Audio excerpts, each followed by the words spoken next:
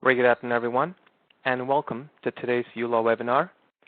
The topic for today's webinar is Law Society Bookkeeping Compliance.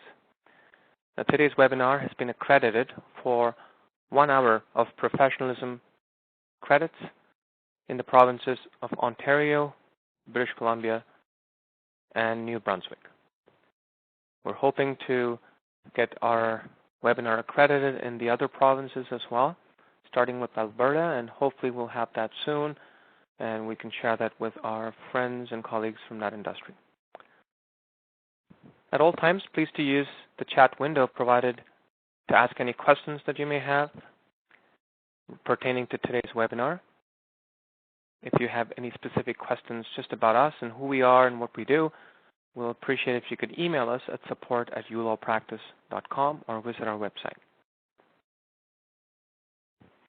Like every other uLaw webinar, today's webinar has this very specific agenda.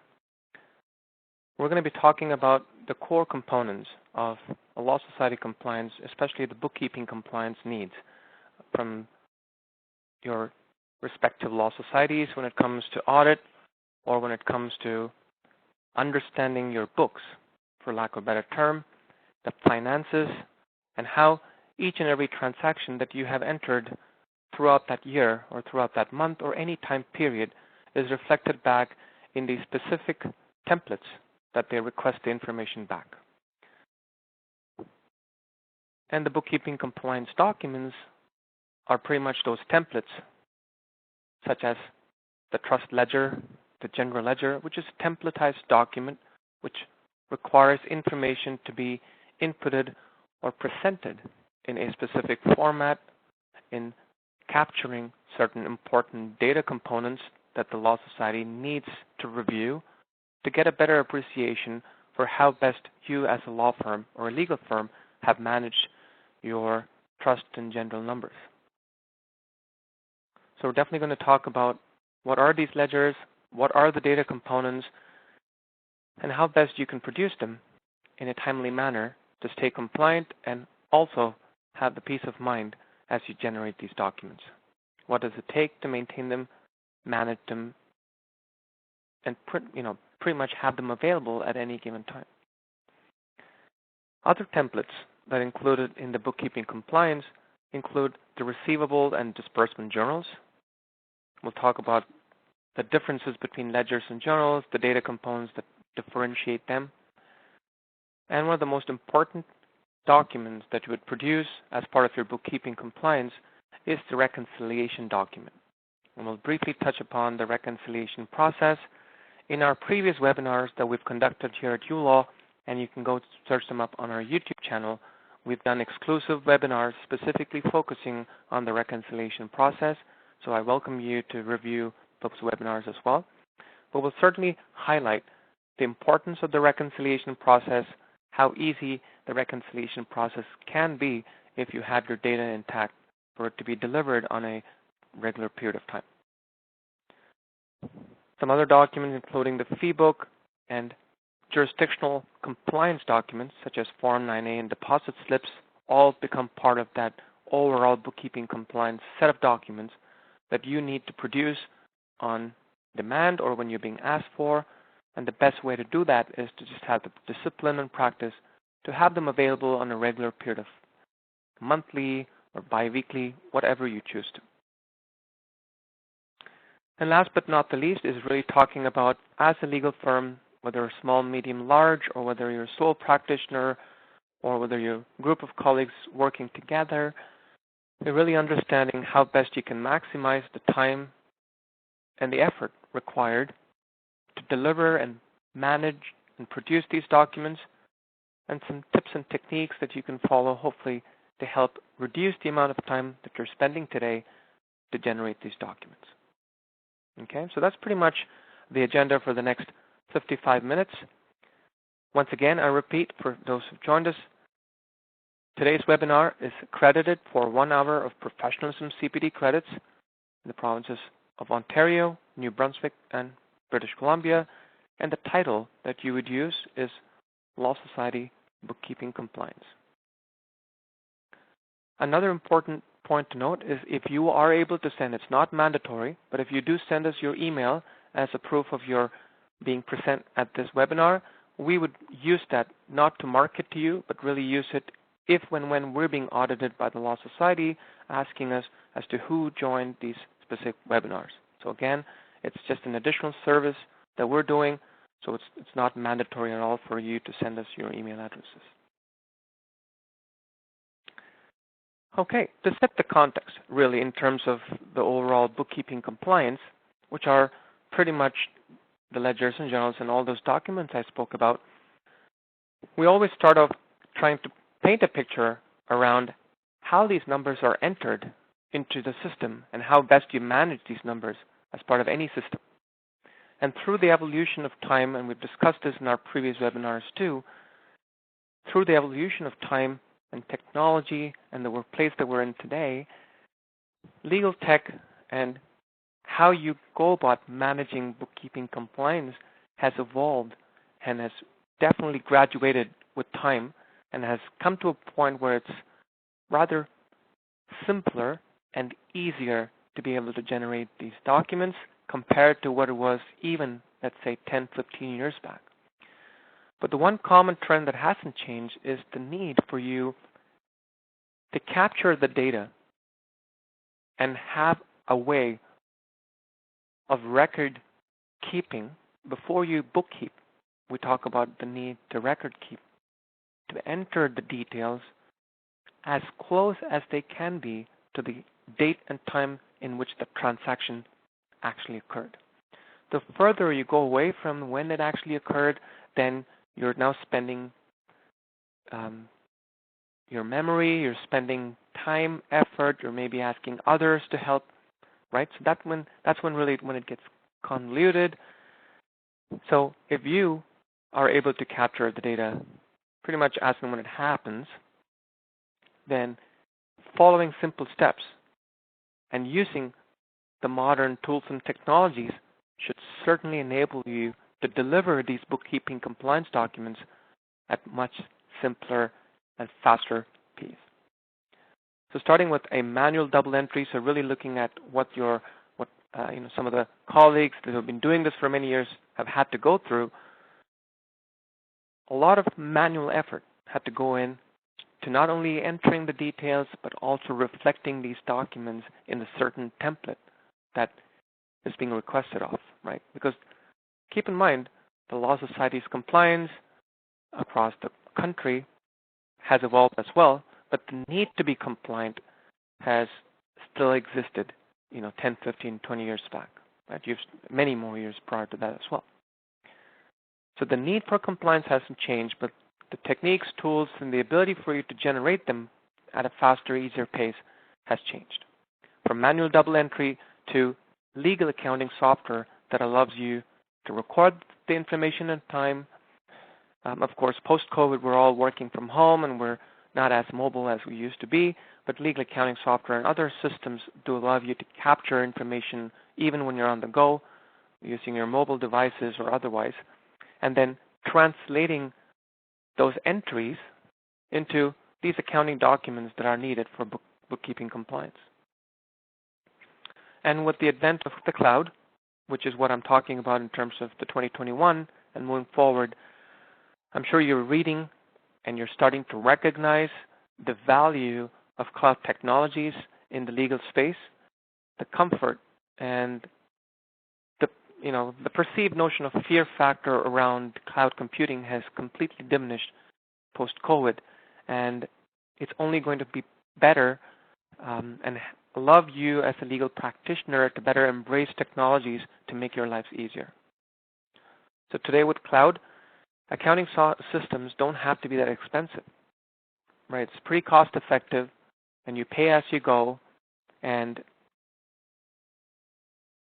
makes it simpler, both for you and your colleagues to be able to learn the system, apply the knowledge of how to use it best, and reap the benefits of generating the required documents by just click of a button.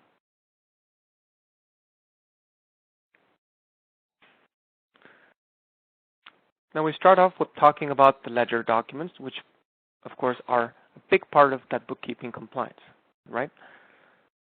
Now, depending on your legal practice, each firm differs in terms of their financial accounts, whether they use the trust account or not.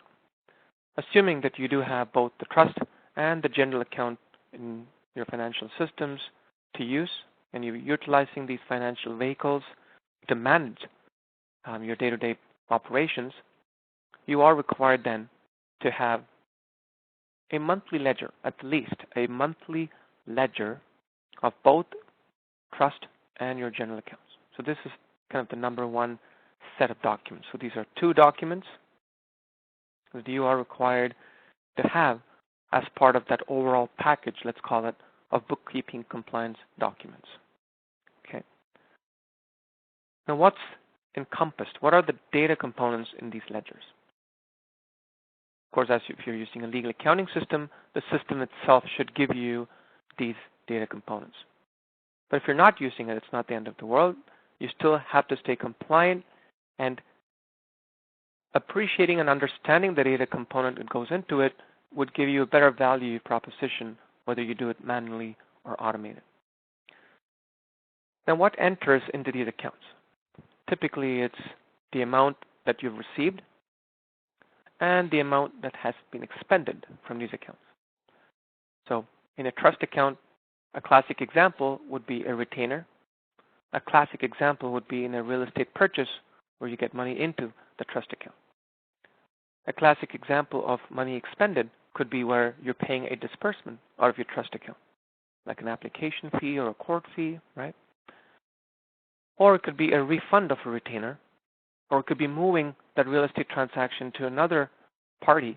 So there's money coming in and money leaving a certain account. And the same thing applies to a general account or your operating account. Money coming in. If you're doing a trust transfer, then money is leaving the trust account that's expended out of it, and money is entering into the general account where you make your money. Right? You truly recognize the revenue. And money leaving the general account could be a combination of general disbursements as well as office expenses that you then have to pay out of the general account. So in all these cases, the fundamental is that's money coming in, money being deposited, and money leaving that account, being withdrawn. Now, both the ledger documents of trust and general pretty much request you or ask you or need you to document the particulars of such transactions. Yes, we know that the money came in, but when did that money come in? Okay, we know when it came in, but why did it come in?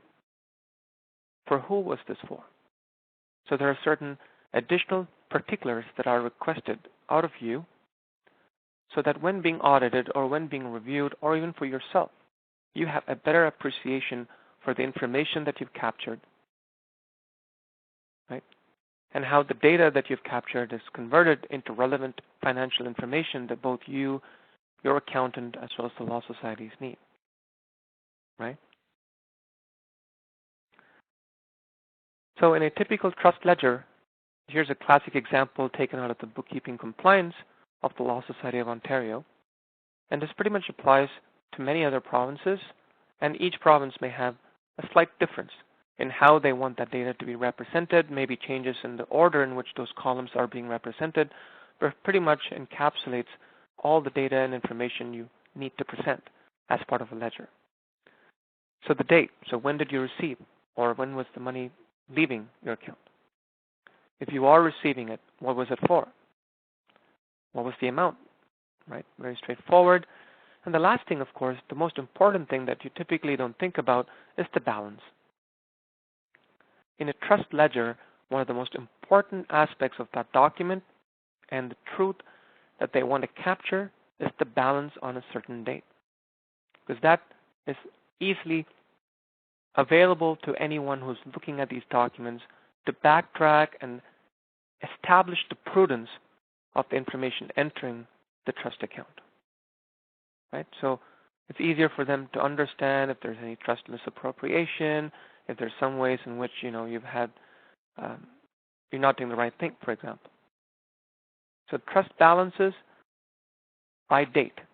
Very important so that it's easily available for you to reconcile and compare with your bank accounts. And I'll quickly draw your attention to the trust ledger here as I annotate. So you've got the date, you've got the particulars for what that money came in. So here is a mortgage advance payment, so receipts or deposits, disbursements or withdrawals as you want to call them. And you can see on 30th you received the $40,000, on the 31st it was transferred over, and hence on the 30th the balance was $40,000, and on the 31st it's zero. So it's really a running balance that's important for you to manage and maintain. Now you maintain this in many ways. You maintain this by client and matter. You maintain this across all the clients and matters in a particular date and time period, right? So if you look at this particular first set of information, is for the specific client, and that matter, Kim Kirby's loan to Taylor. The second piece of information here is a different example, another classic example where it's a retainer of money coming in on July 5th and on 14th. So maybe it took a week to 9 days to actually get the work done, and a reason for moving the money or leaving the trust account was this invoice number 002, which enabled you to do the trust transfer, thereby that money now leaves the trust account. But this is where the auditors want to understand, where did it enter? It left the trust account, but where did it go into? And that's how you look at this particular general ledger that you see on the right-hand side. So look at left and right. On the 5th, you got $565. On the 12th, you generated an invoice. And on the 14th, you moved the money from trust to general. And that's what entered into the general account. Okay?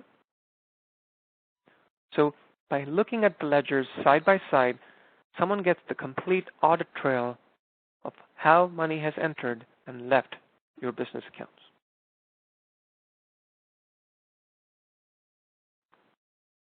Again, for purposes of today's webinar, this is being recorded and will be available on our YouTube channel as early as Monday.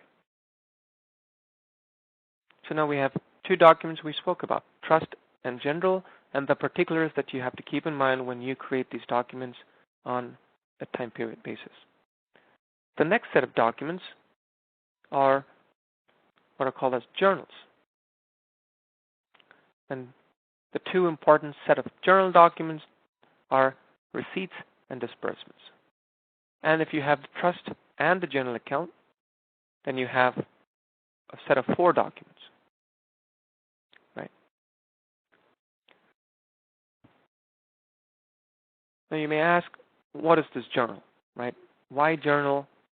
What's in this document that's not available already in the ledger? And as you can notice,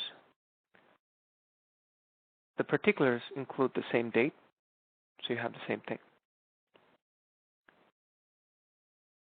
Now you have this second column which really talks about receipt from. Who did this money come from?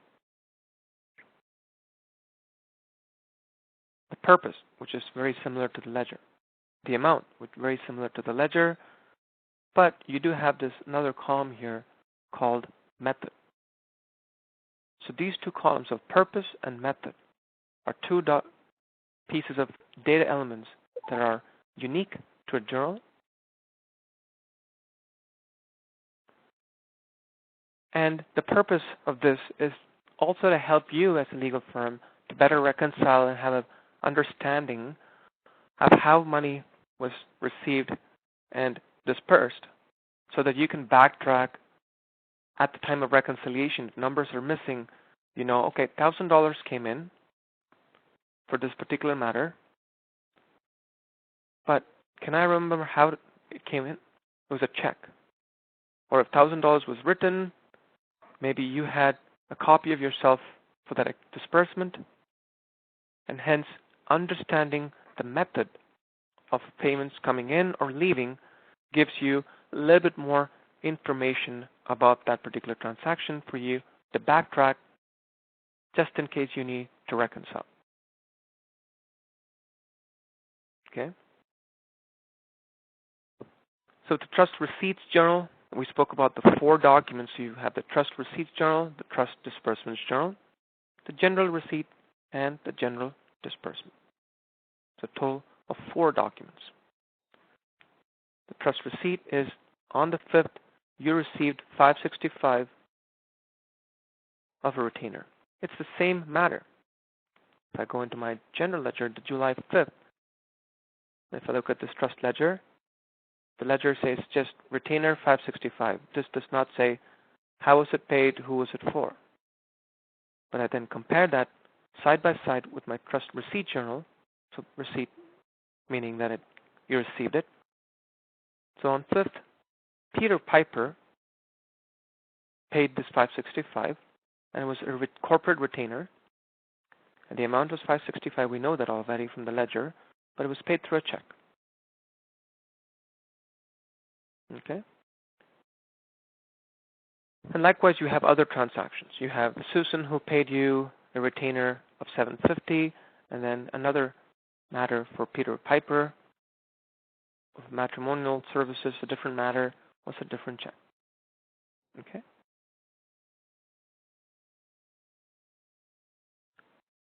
Now, if you look at the disbursement journal, this is the actual amount that you transferred into your general account, and hence it's left the trust account, and that's why it's disbursed. How was it disbursed? So Leslie, the lawyer here, wrote herself a check to move the money from trust to general. And that's how the $565 that was received as a retainer, and on the 12th you had your invoice, right? And on the 14th you transferred it over. But the ledger really does not say how you did it, whereas the journal does. It says that you wrote yourself a check. And this is where it's important, because if this was an electronic fund transfer, let's say in today's context, this is a document that was set in context maybe several years back when electronic forms were not even available at the time, right? And still, hence, is the reason why you have the Form 9A. But in today's day and context, let's say you do transfer the retainer, the eligible trust transfer from trust to general electronically, especially in a province like Ontario, they mandate that there is a supplementary document called the Form 9A that explicitly mentions the from and the to financial institutions, their addresses, the purpose of the transfer, the amount of the transfer, and they request you to sign on it. Right? So if this was a method of electronic fund transfer, and when they review it, they're going to be like, okay, can you show me the Form 9A for this particular matter? Yeah? So that's why, if you notice, the method and the purpose captured now into the journal becomes that much more important. So we've looked at the receipts journal, disbursements journal, and the same thing is represented for general too. Right? So you have the same July 14th of money coming in into 565, and you can see here the trust check of 001 matches with the trust check of 001. It's almost like a beautiful train or trail of information flowing. So when an auditor looks at this and they're like, okay, on the 14th you did a trust transfer, fantastic, because you had raised an invoice for 002, or the amount was 565, and by the way, it was through a trust check. Yeah. Now the disbursement journal, so money leaving your general account, you could have had, as I mentioned, office expenses coming out of the general account. So this clearly talks about, on July 1st, this firm wrote out a check to Larry, who was the landlord, for a rent of $565. They wrote another check to Acme Office Supplies for stationery of $226. A critical piece of information that is captured in the General Disbursements Journal includes the provincial taxes paid, right? Because a big component of your bookkeeping compliance also involves the HST, GST, PST that you have both received and paid for. Of course, it is a bigger component when it comes to CRA and you being able to file your taxes on time and ensure that you either receive the money or you pay the amount depending on your situation. But it's also an important bookkeeping document to consider, especially on a yearly basis. At the end of the year, having a HST summary is critical. So now we captured that as well. So now you have a set of 4 journals and 2 ledgers. 6 documents to keep in mind. Here comes the 7th, and that is the reconciliation document.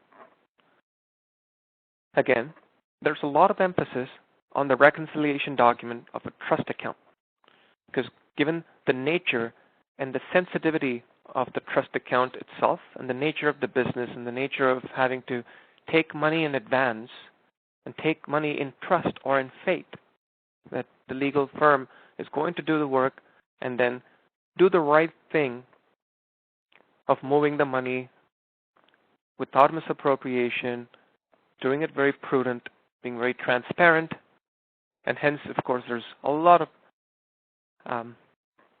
emphasis, for lack of a better term, from the Law Society when it comes to you managing your reconciliation of trust account. Because one of the things that they look for when you do your yearly submission of your yen statement, right? One of the columns in that is really understanding trust errors. And that's a flag. If you have a lot of trust errors, that's a flag to the Law Society. And one of the flags is to really have to review your books. There are, if you're in the business, within the first 12 to 18 months, you are going to be audited. And after which, really comes down to how best you manage your books. And these are certain key pieces of information that they look for to ensure that they have a good sense of how you as a legal firm are managing your funds. Anyways, coming back to the reconciliation. This is a simple step and a process that you take as a business owner, more than a legal practitioner.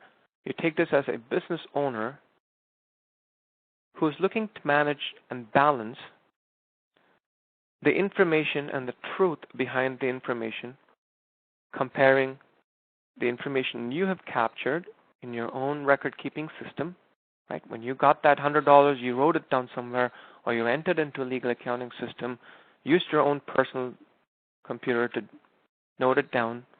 Whatever may be the method of doing it, you have actually captured the information. Now you're looking to compare that with the reality of the financial system that's behind the scene that's capturing this. Okay? And that's why if you look at it, there's a financial institution that you work with where you deposit and withdraw money out of. So the trust account is not just an account that you have at your home.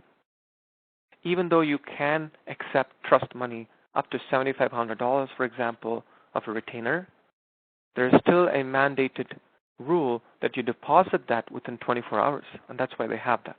Because they don't want you to hold on to trust money and keep it in your wallet. They want you to do the right thing of depositing it into the financial institution's account that you opened for that trust account. So the reconciliation process is a simple procedure where you're able to compare the information that you entered for, let's say for that month. You're taking into account the information that you have in your hand and comparing it with the reality as reflected by your financial institution. And why do we do that?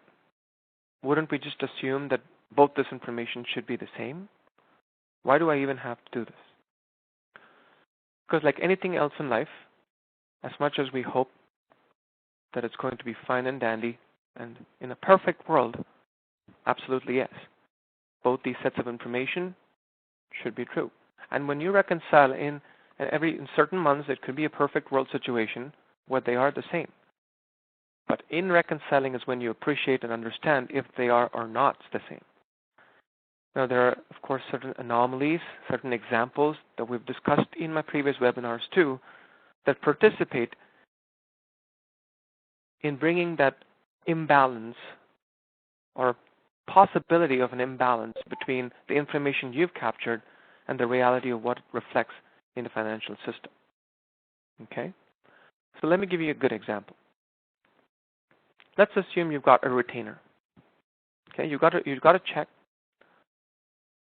on the last day of the month, or let's say you got it today. On a Friday afternoon, you received a trust retainer check. You have gone into your accounting system, right? And you've entered, I've got the 565. Perfect. You've done the due diligence of right away entering the retainer, maybe sent the customer a retainer receipt as well. But you have yet to take that check and deposit it into your financial system or into your bank. Let's say you're banking with TD, CIBC, credit union banks. The bottom line, how would that money enter the bank is you have to go deposit. Whether you take a picture and deposit it or you go in person to deposit it, doesn't matter. Now, on Friday afternoon, if I were to reconcile my piece of information that I have in my system compared with my financial institution, assuming that I have not yet deposited into my financial system, I'm sure you'd appreciate that would be an imbalance in the information between what I have and what the bank has to say, right? Because what you have would have $565 extra compared to what the bank has to say, because the bank is going to be like, I don't know, I don't have a 565. So extrapolate that situation to a reconciliation step that you have to take at the end of the month. And let's assume that you have multiple such retainer checks that for whatever reason you have failed to deposit. But you've done the due diligence of entering it into your bookkeeping system because maybe you needed to provide a retainer receipt, right?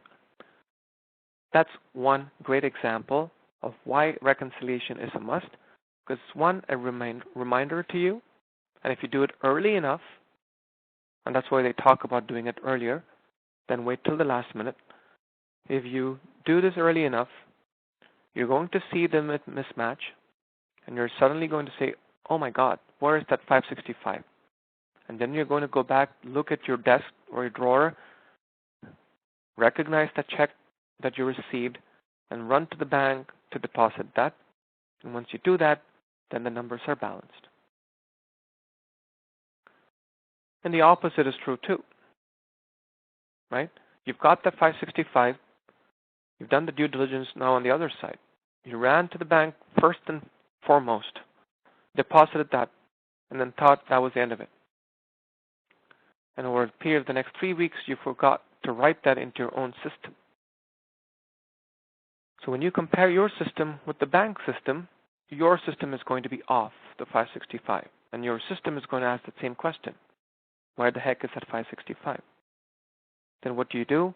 You got to go back, backdate that entry, enter that retainer, create the client, create the matter, backdate, enter that retainer. Now it's available. And why do I even have to do that? Because the bank is not going to reconcile for you. The bank is not going to deal with your P&L. The bank does not care about the HST, GST, PST that you have to pay or receive and file. It's only your bookkeeping system that captures all this information and notifies you of what you have to do to stay compliant. The bank is a simple way of capturing the financial record keeping and the truth behind the money that sits at your account.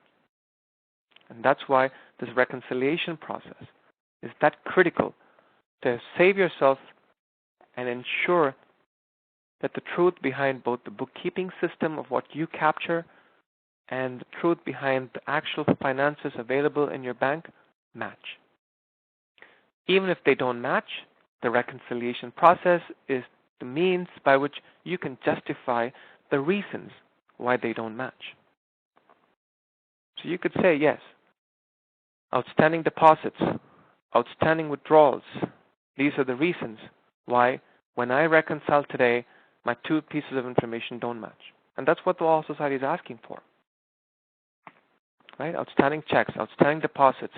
Then I'm sure you've heard of this problem of the bank errors, especially for practitioners who just get started.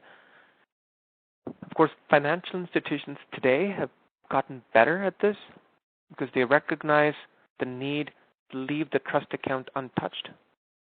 But sometimes you do have issues where financial institutions may withdraw automatically a bank fees, for example.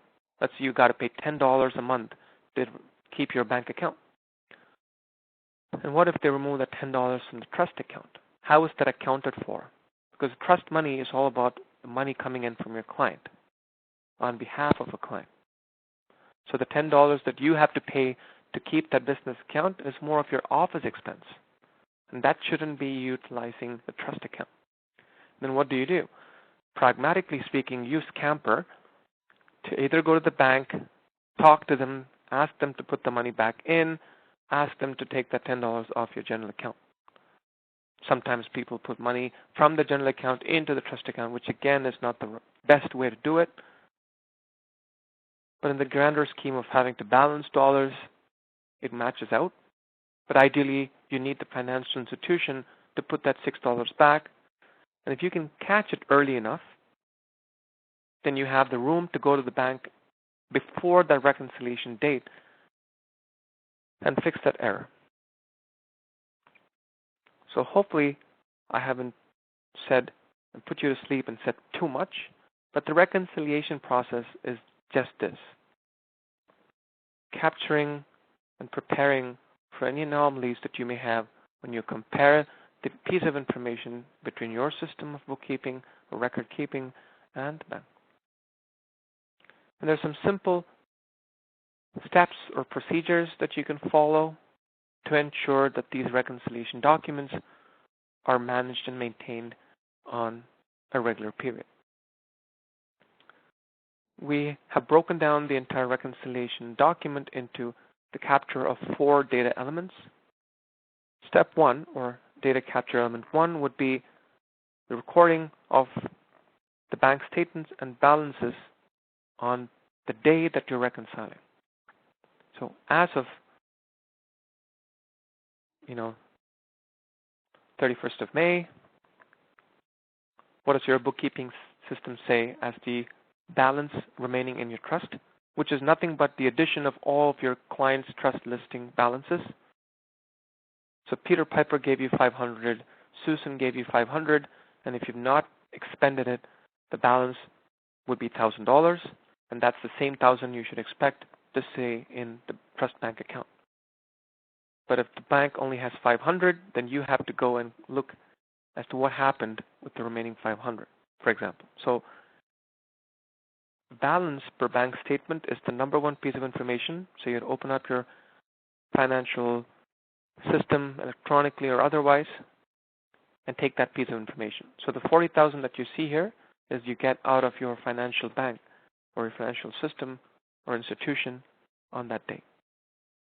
And then you understand, having reviewed the outstanding transactions, if there are any outstanding deposits or any outstanding checks and any bank errors. Okay? As you can notice, there's about 250 of outstanding deposit, and there's actually a $9 bank error. And you can see clearly that the bank had corrected it with a credit memo. So there's a certain reasoning that goes behind this error. So one is to state the fact. The second is to reason as to why that happened. The second step is recording any outstanding checks and deposits, as I said. First one is the bank balance. Second, outstanding checks and deposits and any bank errors. The third would be recording all of your client's trust listing. And this comes from your own bookkeeping system. Right? So here are the 3 clients, Peter, Piper, Susan, and Terry, and their trust balances as of this date.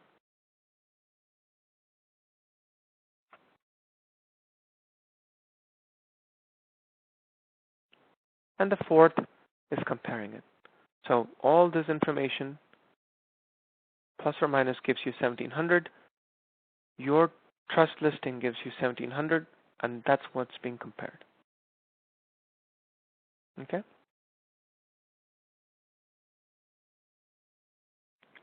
So that's your 7th document.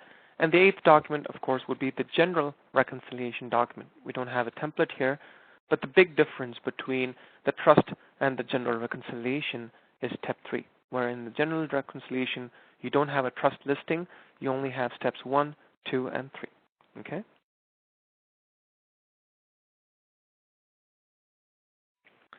So that's 8 documents, and then comes a fee book. And a fee book is an interesting document. It's a document that I'm sure you as a business owner will certainly appreciate.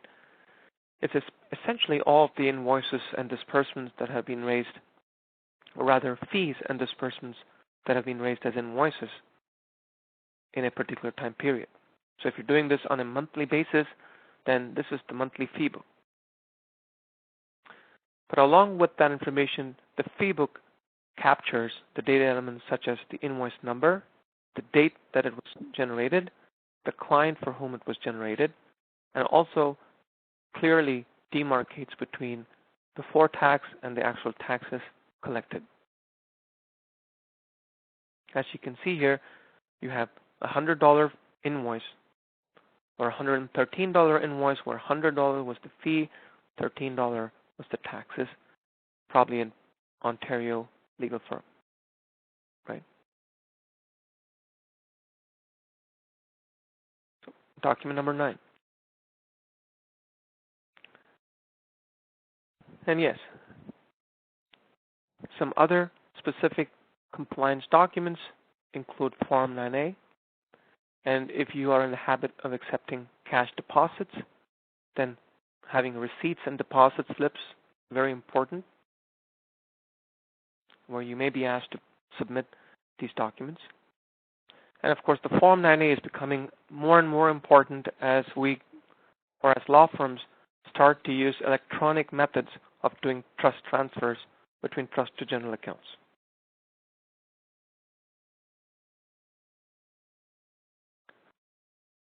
So we spoke about Form 9A being a document that you fill out in the province of Ontario anytime you move money from a trust account into a general account. So you had 8 plus 9 plus at least another 2, so between 10 and 11 documents that you generate on a monthly basis. Again, the count is not to overwhelm you, but to tell you really the reality of the documents needed. And now comes the good part, which is that you do have an option of doing the right things, using the right tools that can generate these documents for you. What any system can't do for you yet is being able to read your mind and capture the data as and when it happens. Even if it was voice-activated artificial intelligence, it still needs to be done by you. Even if it's, API-driven, you still need to validate it. Because the checkpoint really comes down to data entry and reconciliation. And sometimes it's not a good idea to automate moving money from the financial transaction into your bookkeeping system. So some of the systems where you automated that every time the money comes into your bank account, then you make an entry into your bookkeeping system. That's all fine and dandy till you hit an error, right? So it's important that you still have a process, a discipline to capture the data, because you can be rest assured that if you've deposited the money in some way or form, the bank or the financial institution does their part of recording it and keeping it, right? The question really is, how much of time are you spending today or want to spend going forward in generating these documents. You can do this manually, which I'm sure, as you can appreciate, takes more time. But if you have the time, nothing like it. But in today's day and context, when everyone's trying to be competitive, everyone's trying to be having that little extra edge, we feel that it's that time that you save in reducing the amount you spend here can be repurposed for money-making tasks for your firm. Whether it's strategizing marketing initiatives, strategizing sales initiatives, partnerships, the time that you save in reducing the amount of bookkeeping and generating these documents can be better served for money-making initiatives.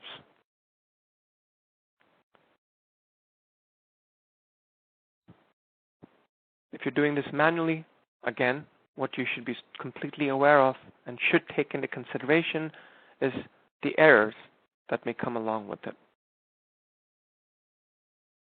Okay. Again, we're not trying to sell you uLaw as always. We're trying to sell you the concept of using the right tool that's best fit for your firm. And if you're in the market to look for such a tool, start with looking at legal accounting systems which are purpose-built for legal firms. It's not a accounting system per se that all trades use. A legal accounting system appreciates and understands the nuances of the requirements of the law societies when it comes to compliance, gives you the tools and the simplicity of generating these important documents. Because this is very specific needs from you as a legal practitioner, right? This is not being asked of any other tradesman.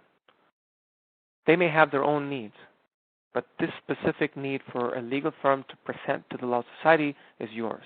And hence, the fact that these legal accounting systems were purpose-built.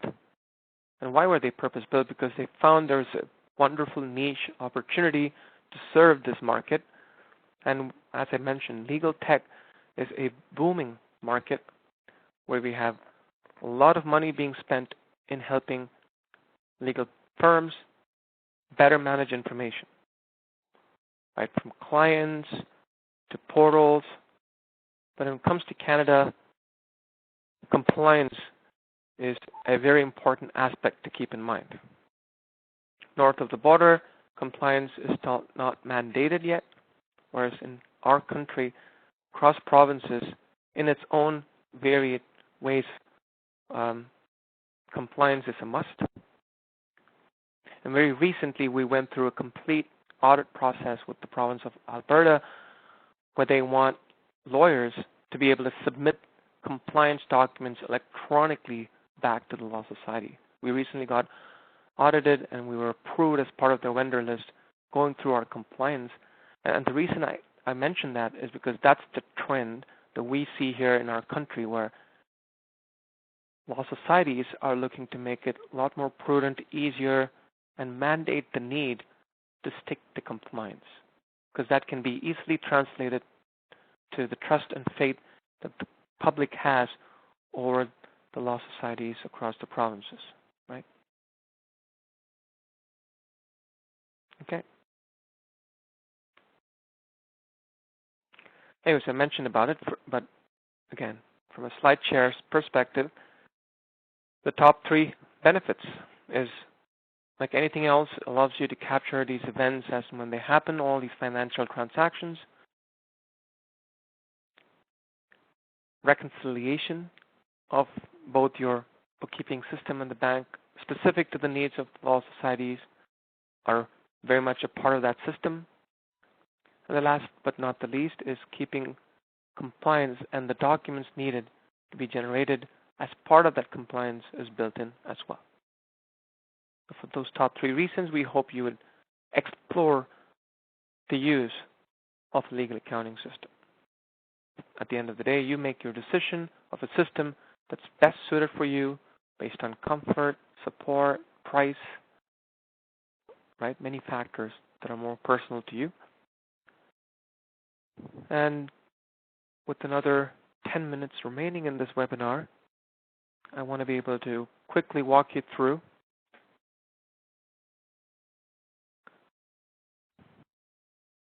a simple workflow or just a simple demo of using uLaw just as an example of how you go about generating these documents, as we are a legal accounting system. I think that goes without saying by now. And do check us out at uLaw.io. Okay. So quickly, let me shift gears as always into my practice account here with uLaw. I'm going to skip the part where we actually create the client and the matters and all of that good stuff because that's a given. So capturing the moment as and when it happens is just that simple.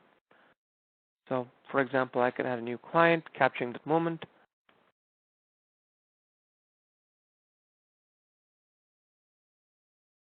Okay. I'll say it's a client referral.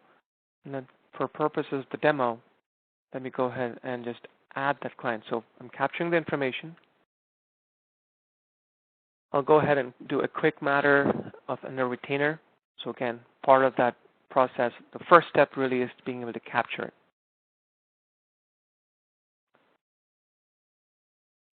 And at this time, if you have any questions, please do use the chat window to ask those questions, as both myself and my support staff would be more than happy to answer those questions. Okay, so I'm going to say, all right, let it be criminal. It's a DUI. And this is important because you're capturing information, whether it's a retainer, doing bookkeeping compliance, all of that is in the context of a file.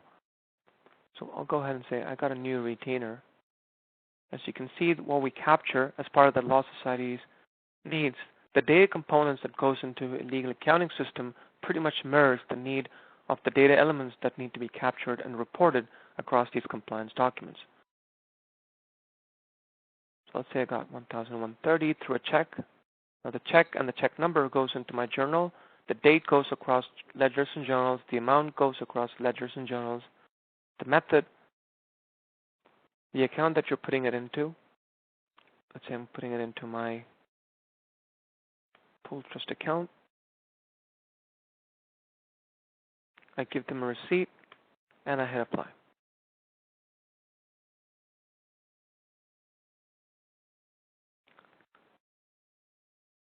So we enter that information and it's available. So we spoke about the compliance, the bookkeeping compliance, and in uLaw we've kind of pretty much divided it as a monthly and yearly. So if you look at your yearly in compliance, you've got your HST, GST, PST. In fact, we have, as part of the yearly document,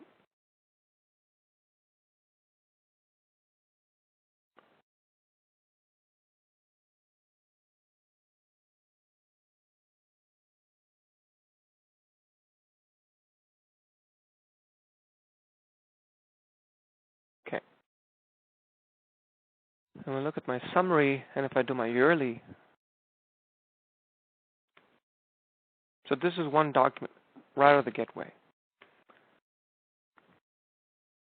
And the information that you see here is pretty much what you enter into the systems that you would use to file your taxes.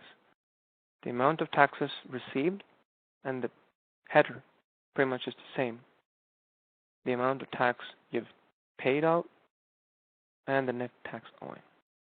So here's one document right away. And I do my monthly compliance. Based on the needs of the bookkeeping compliances, we've already gotten all of the documents that you need to generate readily available just to download. But the assumption behind this is that you've entered the data, which is a given prerequisite for any system to generate these documents. If I were to do my trust ledger for this month, again, as I said, you can do it for a date range, which is the typical practice, or you can also do it for a specific client. So you can see here we have all clients for this month, and the ledger is being generated for this particular month for all clients, or you can generate it for a specific client. So here's Jerry Fishborn.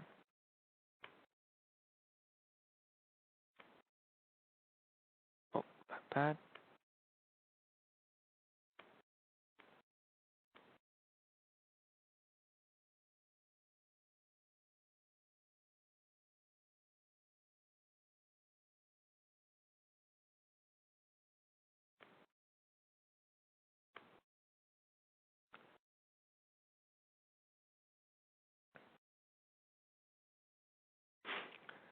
And here's a list of all the clients from Henry to John to Adam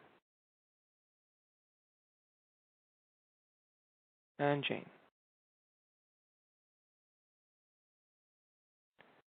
In fact, I think it was my date that I got mixed up a little bit, so I'm going to go back. I'm going to say date range. Oh, there you go.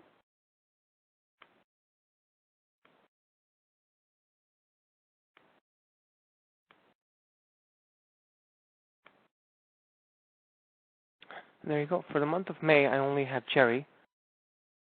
And what we captured as data has already been converted into the appropriate ledger document automatically. So we captured that on 7th of May, we received this retainer. It was for the amount of $1,130. It was for this client, Jerry Fishborn, for her matter and the method that was paid. Right? If I capture my client trust receipt, and then we do it for that date range.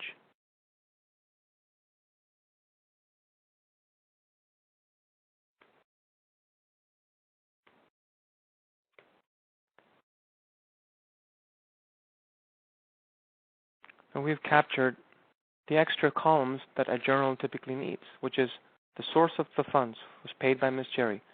Now, if someone else paid on behalf of Jerry, that name would, of course, reflect here.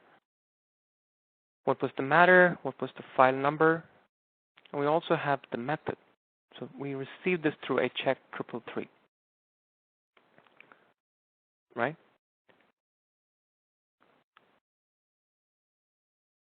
Now, if I do my trust reconciliation,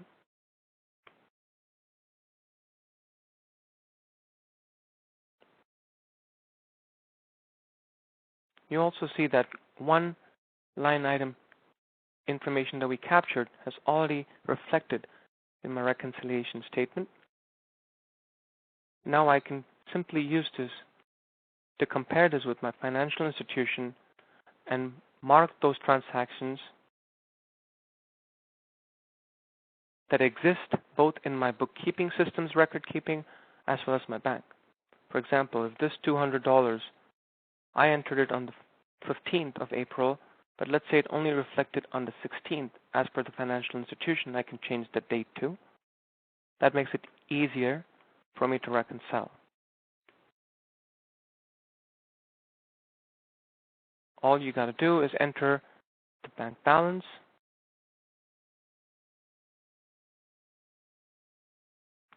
and if there are any outstanding payments or deposits. You can even park and preview these documents so that you've dealt with them on a regular basis before you end up doing your final reconciliation. But if you go in general, let's say for this quarter,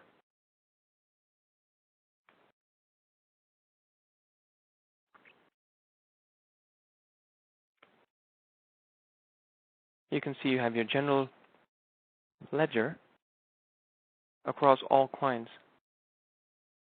for the month of May, or this quarter. I've done this for this quarter.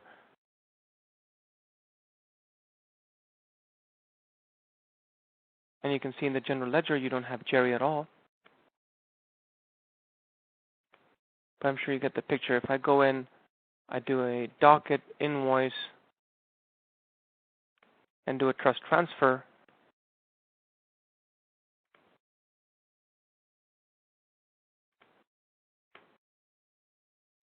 automatically that gets reflected in my general ledger as well. Okay.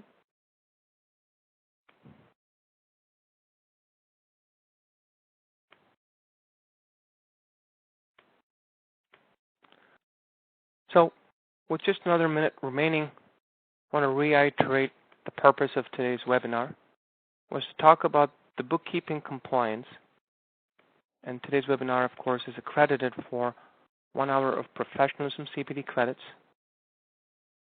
The agenda was to pretty much cover all the documents that you are responsible for as a legal practitioner to make it as part of that package that we spoke about for bookkeeping compliance, right from your ledgers, your journals, reconciliation document, your fee book, your jurisdictional documents such as Form 9A deposit slips, and how important that these documents were, the data elements that went into these documents, the purpose of these documents, and last but not the least, the right tools that you could explore using that reduces the amount of time that you take in generating these documents. Okay? At this particular time, I would pause and request for any questions that you may have pertaining to the webinar, that you could use the chat window to ask us those questions.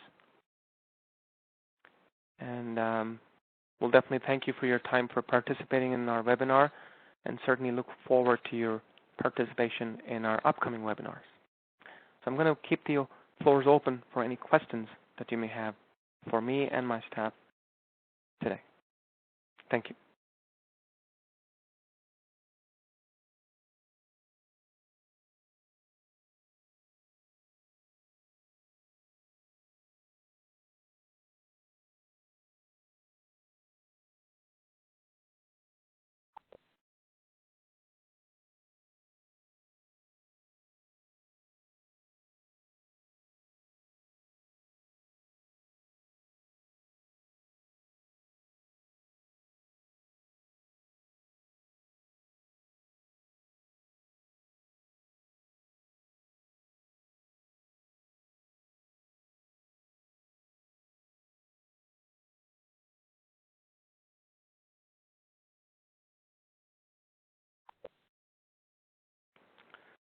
Yeah, just in time. So this is the Form 9A. So there was a question about the format of the Form 9A, and we often get asked this question. So here's the format of the Form 9A that I did for transferring the $452 from Trust to General. Okay.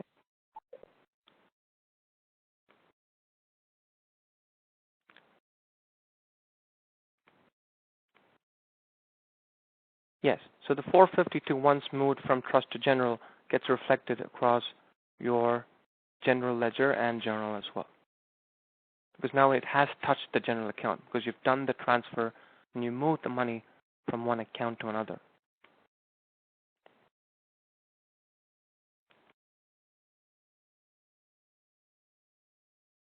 So here's Jerry Fishborn. You've got the 452 that was deposited into this account.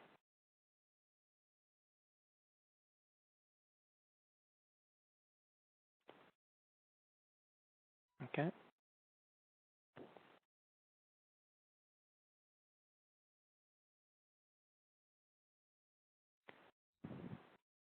Are there any more questions?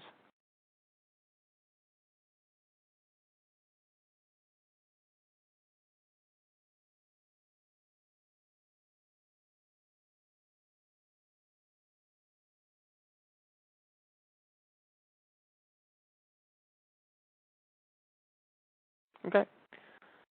Well, if there aren't any more questions, I'll call it a day for today. Thank you so much, and look forward to seeing you in our next webinar. Thank you.